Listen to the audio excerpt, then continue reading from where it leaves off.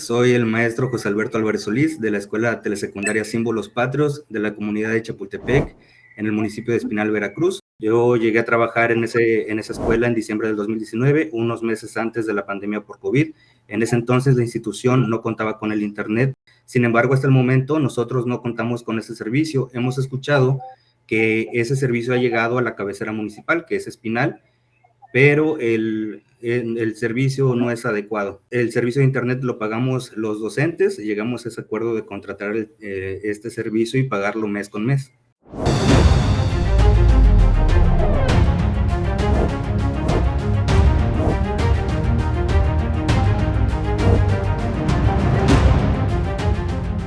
Bienvenidas y bienvenidos a Derecho a Saber, un programa del Instituto Nacional de Transparencia, Acceso a la Información y Protección de Datos Personales, el INAI. ¿Imaginas tu vida sin Internet? Hoy hablaremos sobre lo complicado que es el acceso a Internet en las zonas más marginadas del país, las estrategias gubernamentales para llevar el servicio y también te daremos recomendaciones de seguridad para conectarte a redes públicas, sobre todo para proteger tus datos y tu privacidad. Al inicio del programa escuchamos a José Álvarez Solís, maestro de la telesecundaria Símbolos Patrios de la comunidad de Chapultepec, en el municipio de Espinal, Veracruz, en la región Totonaca del Estado de México. Es una región donde la escolaridad media de la población es de sexto de primaria, un año por debajo de la media, donde 8 de cada 10 viviendas no tienen computadora y 9 de cada 10 personas no tienen acceso a Internet. ¿Cómo se enseña y se aprende en una comunidad con este nivel de rezago? ¿Qué tan importante es tener acceso a Internet? El maestro nos lo explica. Mira, la conexión que nosotros hemos estado pagando no es estable porque con una pequeña tormenta, lluvia o un poco de viento, pues comienza a fallar. De hecho, nosotros tenemos hasta el día de hoy ya 2 semanas sin Internet del que tenemos contratado. En Espinal, Veracruz también necesitan Internet, pero llegar a comunidades así de remotas resulta poco rentable para las grandes empresas de telecomunicaciones. Por eso es que los últimos gobiernos han implementado proyectos para llevar Internet a las comunidades más marginadas. Pero, ¿han funcionado? Comenzamos con la red compartida, un proyecto del gobierno de Enrique Peña Nieto que en sus mejores momentos llevó Internet a 15 millones de personas en las comunidades más alejadas y marginadas del país. Esto costó 140,000 millones de pesos. Sin embargo, con el cambio de administración, este proyecto no tuvo continuidad. ¿Por qué? Jorge Fernando Negrete, uno de los analistas en el sector de telecomunicaciones más importantes en América Latina, nos explica. No hubo ningún traspaso. De hecho, la subsecretaría de Telecomunicaciones se desapareció. Teníamos a una de las más importantes especialistas en el tema de Internet y telecomunicaciones en México, que era Salma Jalife, que era la subsecretaria de Telecomunicaciones, y de un día para otro se desapareció esa subsecretaría histórica. El primer año de la pandemia se tomó la decisión de desconectar a este proyecto y por supuesto a estos 13, 15 millones de mexicanos. Para el segundo año de la pandemia habíamos desconectado a todos los más pobres de este país cuando más se necesitaba conectividad. Y ahí están los datos que incluso señaló la auditoría de la Federación, quien fue la primera que señaló la preocupación por estar dejando desconectados a tantos mexicanos en tan corto tiempo. Después de la red compartida, el gobierno de Andrés Manuel López Obrador lanzó el proyecto Internet para el Bienestar y creó CFE Telecomunicaciones e Internet para Todos, como subsidiaria de la Comisión Federal de Electricidad y cuyo objetivo es dar cobertura a 118 millones de mexicanos a final de 2024. De estos, 20 millones en poblaciones marginadas y de difícil acceso. En la actualidad se cuentan con más de 7,400 torres de telecomunicaciones y la CFE busca llegar al final del sexenio con 12,601 torres para dar cobertura al 94% de la población en México. Así se ofrecerá Internet inalámbrico en carreteras, plazas públicas, centros de salud, escuelas y espacios comunitarios, priorizando las zonas más alejadas y en situación de aislamiento de las telecomunicaciones. ¿Pero esto es viable? ¿Se ha avanzado? Y para seguir hablando de este tema, hoy nos acompaña Michel Hernández. Él es director de Observatel. Michel, muchísimas gracias por acompañarnos hoy. Al contrario, gracias por la invitación, Nayeli. Un gusto compartir con ustedes y con la audiencia de Derecho a Saber. Muchas gracias, Michel. A veces utilizamos internet, el teléfono todo el tiempo, pero de repente no dimensionamos justamente que hay gente que no tiene acceso a ello, ¿no, Michel? Y en este programa justo eso es lo que queremos que le quede claro a la audiencia. Y para arrancar, justamente para ir entendiendo este tema, lo primero que quisiera preguntarte es, ¿por qué se considera que el acceso a las tecnologías de la información, la conexión, es un derecho humano? Claro que sí, Nayeli. Mira, pues justo en el caso de México tuvimos una reforma constitucional. Estamos a punto de cumplir 10 años precisamente de esa reforma, el 11 de junio de 2013, que reconoce este derecho de acceso a las tecnologías de la información y la comunicación, a los servicios de telecomunicaciones y radiodifusión y por supuesto a Internet y particularmente a Internet de banda ancha como derecho humano. Y digamos, hay razones fundamentales para ello, pero generalmente hay cierto consenso en cuanto a que el acceso, particularmente a Internet, es un habilitador o digamos es un derecho instrumental. ¿Por qué? Porque a partir de este derecho podemos ejercer otros derechos humanos. Okay. Por ejemplo, y creo que a la mayoría nos quedó claro durante la pandemia, ¿no? El acceso a la educación.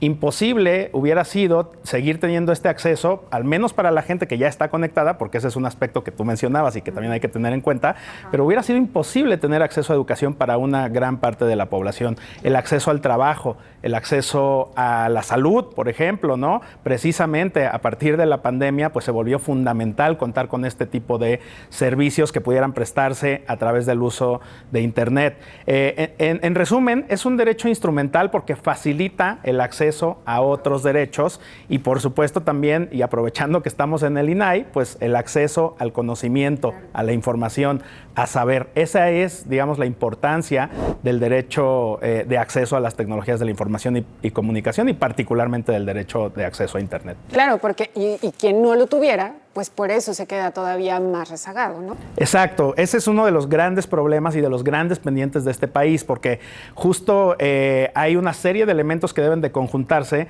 para que la población tenga acceso. Se habla mucho de la disponibilidad de redes o el alcance de redes, pero fíjate, Nayeli, justo el año pasado la UIT publicaba un reporte, la Unión Internacional de Telecomunicaciones, acerca de cómo, por ejemplo, el 95% de la población mundial está al alcance de una red, por lo menos 3G. Sin embargo, todavía hay alrededor de 32% de la población que está al alcance de una red que no se conecta.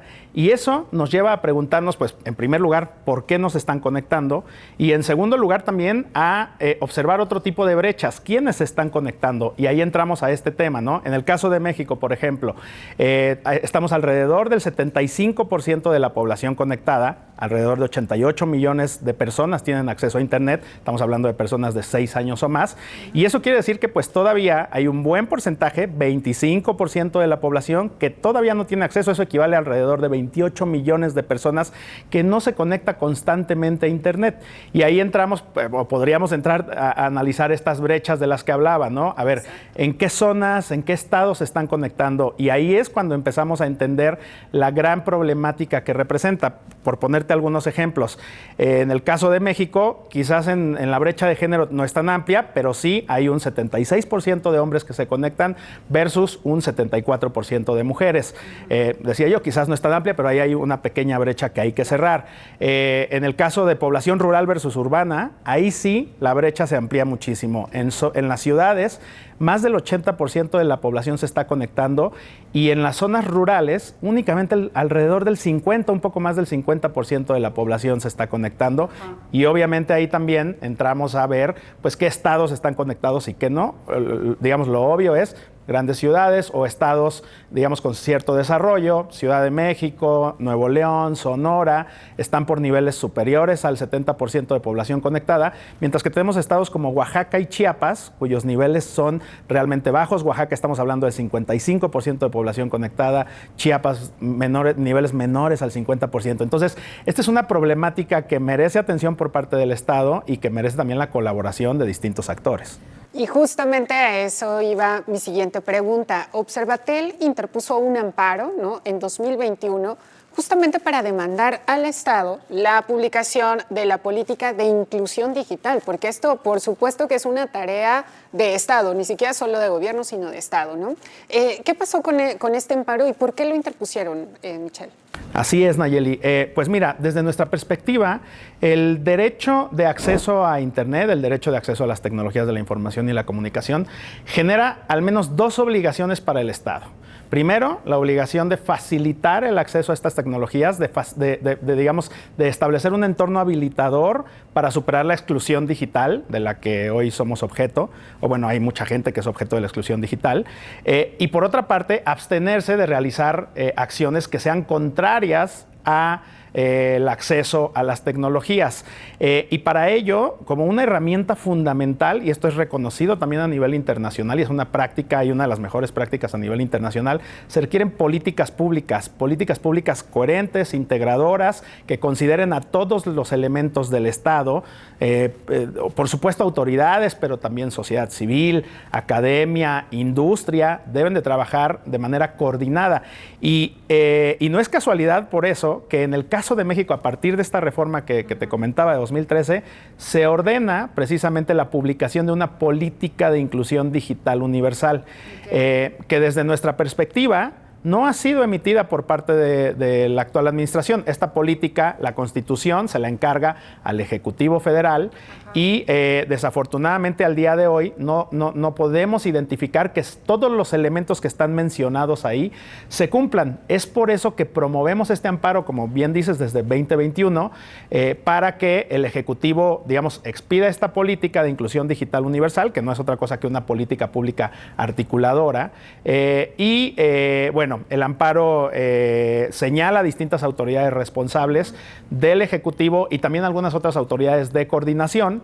Y el amparo, digamos, siguió su curso y justo, bueno, el día de hoy justo lo anunció recientemente y lamentablemente tuvimos una sentencia que no es favorable a nuestro amparo. Sin embargo, consideramos que, obviamente no estamos de acuerdo con el sentido de la sentencia, porque a pesar de que la propia sentencia de este juzgado especializado en competencia y telecomunicaciones reconoce que no se ha cumplido con todo lo que señala el texto constitucional, por ejemplo, reconoce que no existen metas anuales y sexenales, reconoce que no hay políticas en materia de infraestructura, accesibilidad, en materia, por ejemplo, de desarrollo de aplicaciones y programas de telemedicina, telesalud, todas estas ordenadas en el texto constitucional. Aún a pesar de este reconocimiento, lo que considera el juez en este caso es, bueno, eso no quiere decir que no se vayan a emitir, se están sentando las bases y posteriormente se van a emitir. Obviamente no estamos de acuerdo con esta visión porque la reforma tiene 10 años y a estas alturas deberíamos de tener la política completa, integrada y que cumpla punto por punto con lo que ordena el texto constitucional y obviamente pues ya promovimos el recurso correspondiente. Ok, y entonces en este escenario, digamos, en que todavía no está cumplido al 100% esta obligación de la política digital, ¿qué espacio ocupa Internet para Todos? Que también ha sido un proyecto pues muy promovido, ¿no?, por parte incluso del Ejecutivo, del presidente Andrés Manuel López Obrador, y que él asegura que toda la población que no ha tenido acceso a Internet lo tendrá en este sexenio. Pero si pudieras explicarnos o darnos, digamos, el análisis desde Promptel acerca de esta política o este proyecto de conexión. Claro que sí. Mira, como dices, digamos, a partir de este sexenio, a partir de esta administración, la política del gobierno en materia de conectividad ha descansado esencialmente en dos proyectos. Los dos además están interrelacionados. Uno de ellos es CFE Telecomunicaciones Internet para Todos, que se anunció al inicio del gobierno. Se creó una empresa subsidiaria de CFE, una empresa productiva subsidiaria de la CFE, precisamente para lograr este objetivo. Y, digamos, esta empresa tiene dos funciones esenciales, porque además así está establecido en el título de concesión que tiene para prestar servicios. Por un lado, prestar servicios sin fines de lucro en las zonas donde actualmente no existe conectividad. Nuestro modelo constitucional reconoce, digamos, la importancia de la competencia para lograr ciertos fines y digamos, de manera residual, el Estado puede participar directamente con la provisión de servicios y CFE CFE Telecomunicaciones Internet para Todos, este proyecto en el que ha descansado el gobierno, se crea precisamente para eso, prestar servicios sin fines de lucro donde no hay conectividad y como segundo objetivo principal es establecer puntos de acceso a Internet en zonas donde no existe conectividad o donde sí existe, pero que estos puntos sean gratuitos. Esas son, digamos, las dos principales funciones de CFE. Y el otro proyecto que es la red compartida mayorista, que pasó por muchas vicisitudes últimamente y que finalmente el gobierno la termina rescatando. Pero para hablar prácticamente, o digamos en términos prácticos de qué ha pasado con estos proyectos, pues vale la pena decir que desafortunadamente no han tenido el impacto que se espera. No hay una estructura realmente definida, ni hay tampoco la falta de esta política que nosotros argumentamos que no existe, desde mi perspectiva, hace difícil que este proyecto siga por un camino claro de rumbo de país como en materia de conectividad. Entonces, solamente por mencionar algunos datos, en 2018, que inicia esta administración, teníamos alrededor del 65% de la población conectada. Hoy en día tenemos el 75% de la población conectada, como te decía, lo cual quiere decir que hemos avanzado simplemente 10 puntos y a este ritmo pues nos tomaría por lo menos otros 10 años llegar a niveles cercanos al 100%. Algo que también es bien importante decir es que el tema de infraestructura, que es para lo que está pensado CFE, es solo uno de los elementos. Yo decía al principio de mi intervención, vale la pena preguntarnos por qué la población no se está conectando. En México, hablando en términos de 3G, por ejemplo, la población, el 87% de la población está al alcance de una red 3G.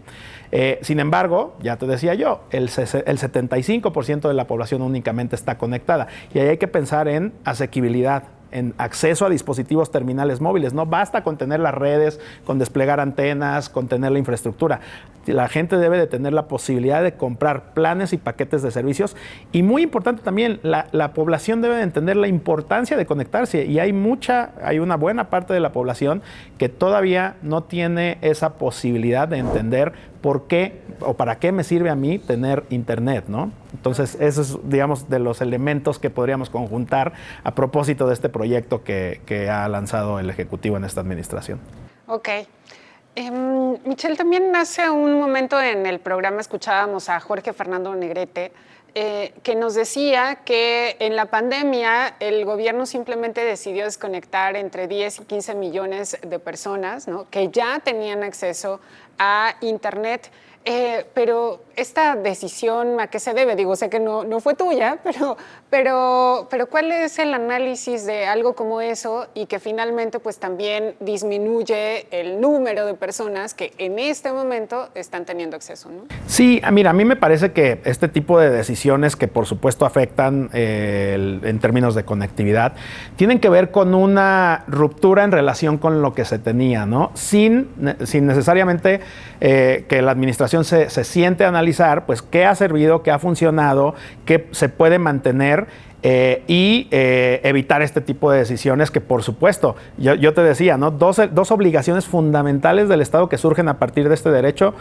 Una es habilitar y otra es abstenerse de obstruir el acceso.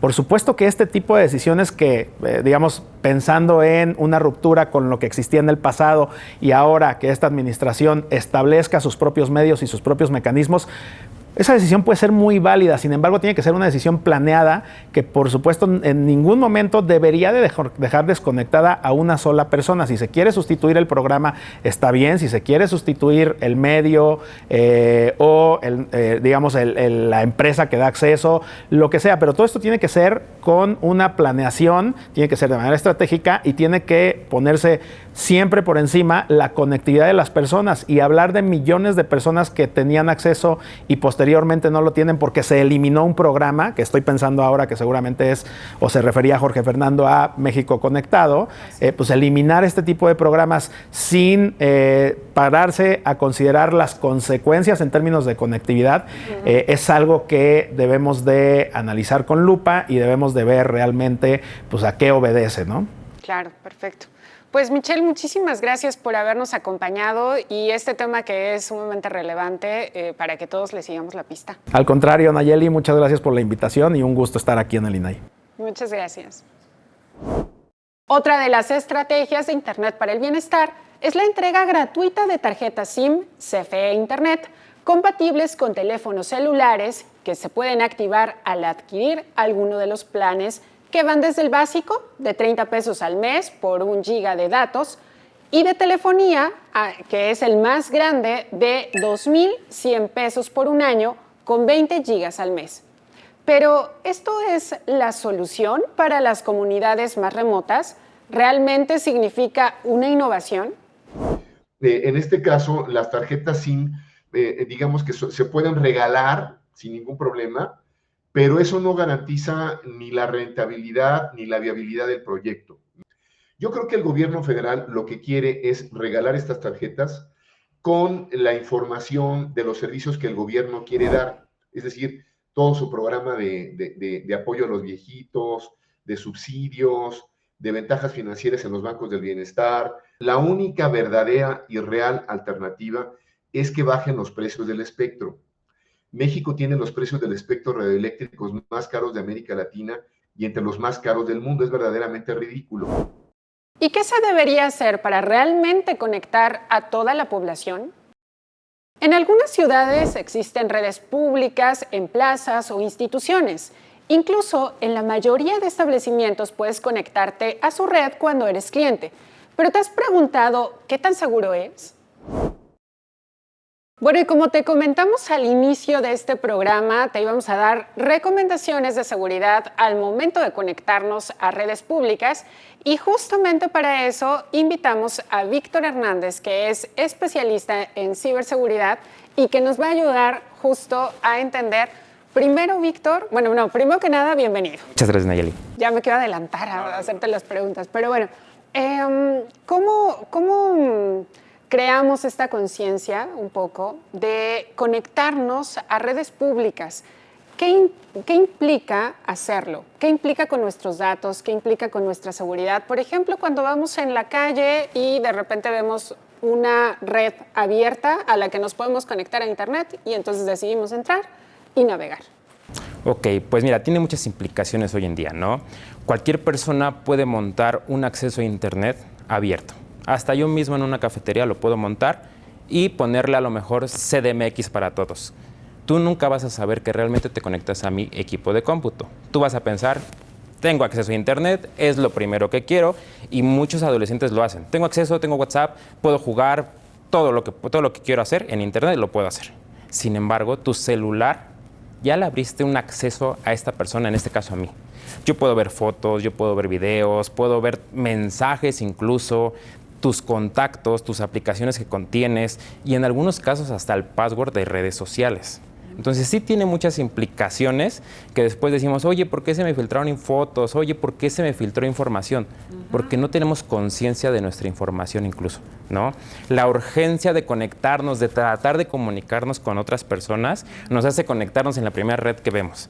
Y sobre todo a estas personas que va dirigido a adolescentes y personas grandes, ¿no? De la tercera edad, que a lo mejor todavía no tienen esa conciencia o este cambio tecnológico fue fuerte, ellos quieren comunicarse, lo hacen, adelante. Cumplen el objetivo primario que ellos necesitan. Sí, claro, que en ese momento es simplemente tener ya la conexión. ¿Cuáles serían las recomendaciones, Víctor? ¿En qué nos debemos de fijar al momento de elegir una conexión o de conectarnos a una red pública? Primero, tranquilizarnos si es una urgencia, sobre todo ese es aspecto muy importante para todo, porque se me acabaron los datos, se me acabó mi plan, me quiero conectar a cualquier red, ¿no? Veo lacafeteria.com, me conecto y listo. ¿Para qué la voy a usar? Dar un mensaje de hola, estoy a lo mejor en la plaza tal, listo, hasta ahí me desconecto. ¿Por qué? Porque tenemos que ser conscientes de nuestros datos. Esa sería la primera recomendación. ¿Para qué la voy a usar la red? Si la voy a usar para jugar, si la voy a usar para transmitir información laboral o personal, piénsalo 2 veces, ¿no? Si voy a mandar alguna foto para mi novia, novio, para mis compañeros de trabajo, X, inclusive de información de trabajo, ¿realmente la voy a usar?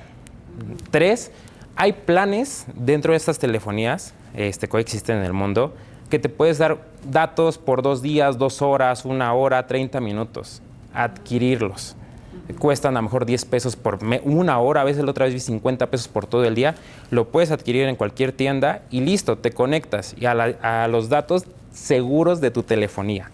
Creo que esa sería la tercera recomendación que podemos estar usando, ¿no? 4, y esa es creo que la más importante, es bloquear todo tipo de acceso que nos digan en ese momento, ¿no? Te conectas a la red y ver los permisos. Oye, estás dando permiso a foto, a tu galería, a contactos, a mensajería, a software de seguridad, y la urgencia nos deja decir, siguiente, ok. Es leer. Creo que es un poco de lo que siempre nos han dicho desde niños. Leamos un poco más y leamos todos los términos y condiciones que a veces vienen en este tipo de accesos a Internet, ¿no? Sobre todo hasta para CDMX para Todos te permite un portal cautivo, que es un portal que te arroja Internet, que estás validando que realmente te conectas, ¿no? Pero hoy en día cualquier persona puede crearlo desde su equipo de cómputo, ¿no? Y hay hasta páginas que te ayudan a crear ese tipo de portales, ¿no? Uy, qué peligroso. Oye, y por ejemplo, cuando queremos o tenemos que trabajar en alguna cafetería, en algún establecimiento con nuestra computadora, ¿no? Con una laptop, y también ahí la conexión a ese establecimiento, digamos, es un poco más seguro, o cómo funciona en esos casos. Podríamos decir que tenemos un control más de seguridad. A lo mejor se puede comentar, ya tengo un guardia que me está vigilando, ¿no? En términos vagos. Pero podemos hacer el uso del siguiente tema, que puede ser una VPN, ¿ok? Voy a instalar una VPN en mi equipo de cómputo, en mi dispositivo celular, y desde ahí voy a trabajar. Sí tengo acceso a Internet, a lo mejor no sé a qué red me estoy conectando realmente, pero voy a envolver o enmascarar toda la información que voy a estar manejando en ese momento. La persona que pueda estar ahí monitoreando no va a tener acceso a nada, no va a poder estar viendo. Ya cuando pueda romper el cifrado o el enmascaramiento de mi equipo de cómputo, pues yo a lo mejor ya estoy en mi casa, ¿no? Porque tampoco es como de en media hora ya puedo romper el cifrado de una contraseña o de una VPN en este caso, ¿no? Ok, justo. ¿Cuál es o cómo podríamos explicarle a quienes nos ven qué es una VPN? Una VPN es, digamos, un canal de comunicación que te permite comunicarte de un punto A a un punto B. En este caso, de mi dispositivo celular a mi equipo de cómputo que está en mi casa. No, se me olvidó a lo mejor bajar el reporte de mi trabajo, me conecto por medio de una VPN, me estoy conectando a mi equipo de cómputo que previamente está prendido y configurado, y desde ahí lo extraigo a mi equipo celular para presentarlo o hacer el fin con el que puedo usar. Básicamente es un canal de comunicación punto a punto y de forma bidireccional. Ok. ¿Y esto cómo lo obtenemos? ¿Funciona para computadora y para el teléfono también? Así es. Hoy en día el software ya permite comunicarte en múltiples dispositivos, iPad, smartphone, computadoras, laptops, y ahora sí que puedes hacer la comunicación. La configuración ya es muy, muy básica. Nada más en algunos casos es siguiente y ok, y listo, ¿no? En algunos casos que ya lo usan las empresas en este sentido para transmitir información o conectarse a sus centros de datos, ya es más complicado, ¿no? Ya la configuración es más robusta, sin embargo, pues ahí un usuario común no va a tener acceso a ese tipo de software porque es muy caro. Pero desde la tienda de Microsoft, incluso desde la tienda de App Store, podemos bajar un software de VPN y listo, lo instalamos en mi equipo de cómputo, en mi celular, y ya tengo ese canal creado, ¿no? Y eso es todo lo que podemos hacer por el momento. Ok. Mencionábamos fuera del aire, mencionabas, Víctor, algunos ejemplos de qué pasa, ¿no? Cuando nos descuidamos en este sentido y decías, de repente es de alguien diciendo, yo nunca le envié estas fotos y resulta que las tiene, ¿no? Si pudieras explicarnos esto.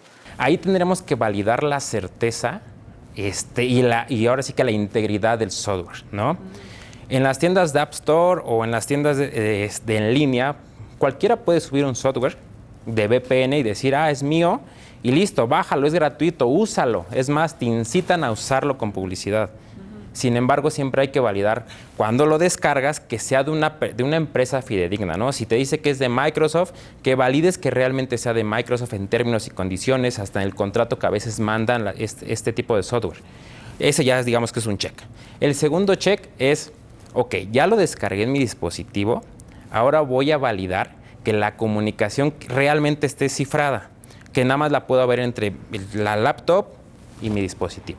¿Por qué? Porque hay personas que pueden subir, como lo habían dicho, el software, en términos y condiciones le ponen ver contactos, galerías, o sea, realmente te vas a comunicar a otro equipo de cómputo, sin embargo, la persona dueña del software te va a estar monitoreando tu actividad, y es lo que tú mencionabas. Sí, tengo una VPN, tengo un canal cifrado, tengo un canal punto a punto, y solamente me voy a ver de mi celular a tu celular, hasta ahí. Pero, oh sorpresa, muchos de estos ciberdelincuentes de hoy en día monitorean todo lo que realizas. Y sí podrás estar tú dentro de un primer plano, visualizando que estás mandando información, sin embargo, esta persona puede extraerla y puede visualizar todo ese tipo de información, ¿no? Entonces, también hay que validar que sea de una empresa hecha y derecha, por así decirlo. Claro. Y además, por ejemplo, también podríamos tener esta estrategia de VPN entre teléfonos, ¿no? O sea, para estar intercambiando información o comunicación, etcétera. Es correcto. Y hoy en día hay softwares ya muy caros que utilizan a veces las empresas y grandes directivos para hacer como un cerco de tu celular, si es tu celular personal, pero cuando utilices este software parecido a la VPN, solamente vas a usar las aplicaciones propias de la empresa y esa comunicación va a estar cifrada. No podrá verla nadie más. Perfecto. Víctor, pues, ¿alguna otra cosa que te parezca relevante? Más que nada, que siempre seamos conscientes del valor de nuestra información personal, que creo que es un punto muy importante que hay que considerar, sobre todo hoy en día que esta información personal es tan valiosa en el mercado negro, ¿no? Para venderla, para hacerte bromas o inclusive para atacar contra tu voluntad, ¿no? Y creo que ese es el punto más certero de hoy en día, la conciencia sobre nuestra información personal, y creo que si se permea dentro de a nosotros mismos o nuestra esfera íntima, inmediatamente la vamos a permear en todos lados. Exacto, perfecto. Víctor, pues muchísimas gracias por acompañarnos. Y bueno, justamente ahora vamos a ver un paso a paso para instalar una VPN en tu teléfono celular. ¿Cómo usar una VPN en tu teléfono?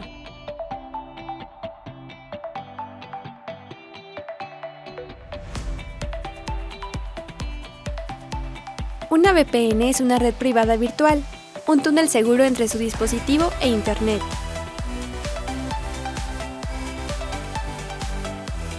Ingresa a Apple Store o Google Store.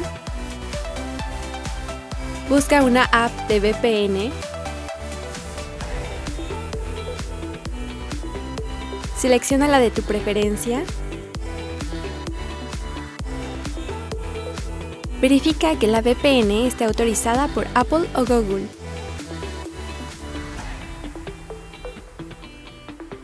Instala la VPN. Puede requerir algún pago.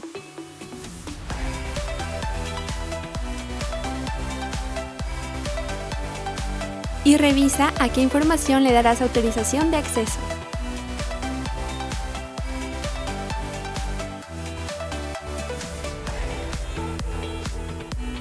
Para más orientación, llama al Telinai 800-835-4324. Ahora veamos lo que ha pasado en materia de transparencia en Actualidad INAI.